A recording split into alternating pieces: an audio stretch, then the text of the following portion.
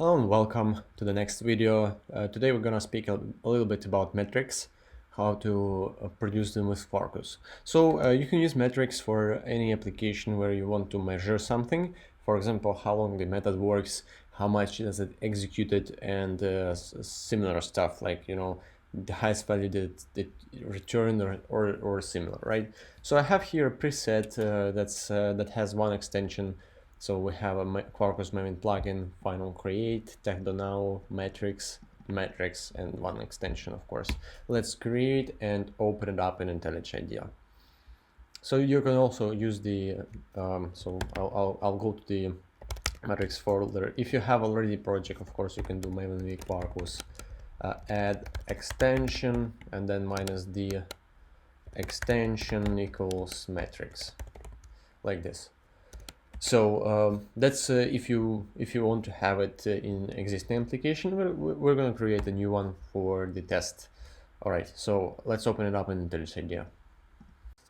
All right, the project is opened, and as always in Maven we have only one extension, that is i metrics.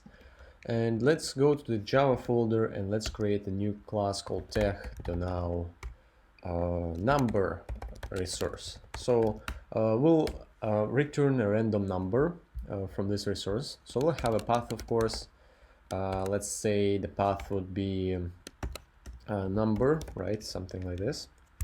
And here inside, let's create a get method, public. Let's use a string wherever. String get random number, something like this, right? So we won't put anything here inside. Probably we'll see later, but let's just use a thread sleep, and let's firstly let's create new random. We can also use it in the as a field, but for this purpose this will be okay. So let's get a random next int up to, let's say, 100. So this will give us quite literally something from 0 to 100, and a random integer. So, and we'll sleep with this random integer as well. The only thing that it will do is we'll multiply it by 100, so the maximum that we'll have is basically 10 seconds, right? So, but if it will be 1, for example, if it will be 10, this will be 1 second. So yeah, so you see the idea.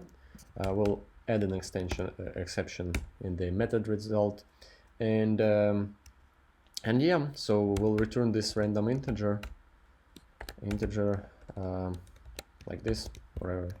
So yeah, so this is exactly how we will build this idea, how it works. So let's go to the terminal and let's call Maven v Quarkus dev and open up our project, and let's execute the postman as well. So we have a number here, right? So you'll see that when we execute the number, this will sleep for a few seconds, and you'll get the random number 44. So we're using the random and for sleeping and for the random number. So let's, with this in mind, let's firstly, let's know how long does it takes to our method to execute, right? So for timing, you can use an annotation called timeIt, and the method that you can use is, of course, the name. For example, how long random number returns. So let's say this thrift sleep is a computation of some sort, right? So you executed something hard and long to, maybe you I don't know, have like, I don't know, 10 joins with the depending on each other, and you need to, like, do a lot of computations or something like this.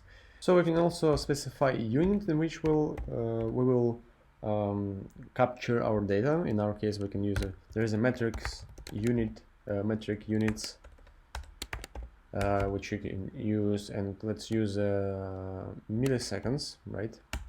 Something like this. And yeah, you can also put a display name if you want to. So this is the first thing that we can do, and the second part is that how much this method was, so this is the first annotation that we can use, so we can time our endpoint, how long does it takes to execute. And the second one that we can use is how many times this method was executed, and this can be used by counted. And the same thing, you can put a name here, and so yeah, you can how many times random number returned, something like this, right? And the unit, of course, the default unit is known because, of course, well, you can like count it in like milliseconds or something like this, so we don't put anything. Okay, that's there. And the other thing that you can put as well is you can create whatever you like.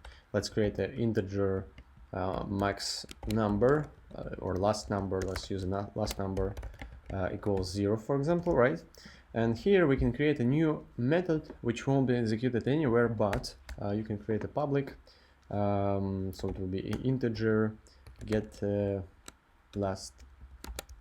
get max number or something like this, right? So what we'll do is that it will return our last number, and here we'll put the last number equals random integer, like this.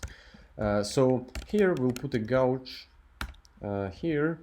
So we need to have a, for example, we will have the name, maximum number, and the unit, of course, will be unit equals, in our case it's nothing. So there is a metric units none, and this will be enough. So we won't include any description here.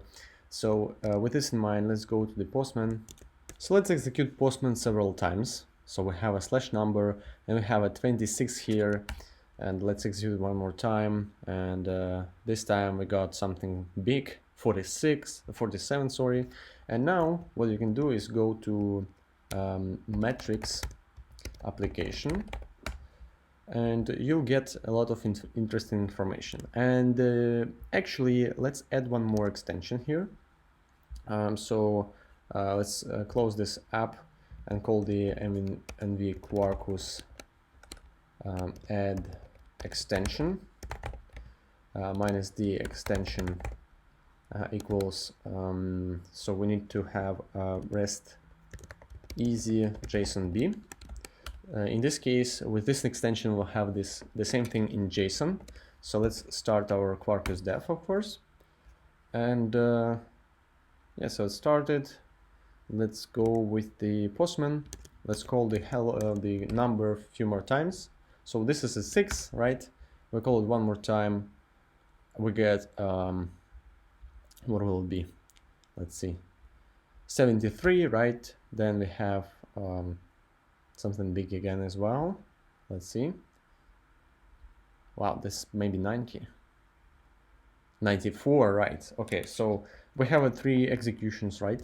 And now we can go to this metrics application. And yeah, okay, it's still in the let's see if we can put that we want to expect. Let's see, headers accepts application JSON. So you can put it like this, accept application JSON, and it should be, yeah, it will become a JSON. So here you see that we have our name of the resource tagged on our number, and then you have a name. So this is not the best naming that you can put. So here you can put you can put here more correct name. For example, this can go to the description actually, like this, and the name will be like exact time or something like this. And then here it will again be description, and this part will be name exact count, like this, right? And this will be, for example, max number, and well, we don't need description. So now if we re-execute it, we'll have everything 0 because we restarted the app. of course, but let's go again for the number 5. Okay, 5, we have a 5, we have something large again, 61, and let's execute it one more time. Let's see what it will get us. So in this case it's something again, maybe 80, 90, something large. Okay, 94, perfect. I think it's not so random as it was. So yeah, so let's go back to our metrics application, and you'll see that we have here max number 94, exact count was 3, and this is exactly what we had. So in 99% of the time it was more or less than 90, so it's 9.4 seconds, right?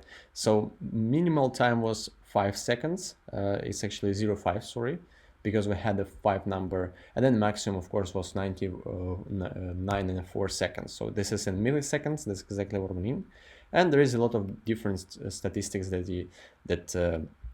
you know, in 75% of the time it was less than like this value, or I mean more than this value, or around 98. So you can use the same whatever you like, the number of executions, and then of course the count as well is here. And yeah, so basically I have a lot of information that can be helpful. We can call it a few more times again to see how it works. So it counts all the information that you got and outputs it back to you in this application number. So you can have a lot of them, and it's actually really helpful if you so we need metrics application. If you need to say that, hey, like if there is some monitoring service, so you can use, like, for example, exact time. If it's like, you know, like if the mean or something like this goes beyond the, like, for example, 5 seconds, then that's a red flag. Let's scale it a bit, let's create another instance and distribute the work or something like this, right?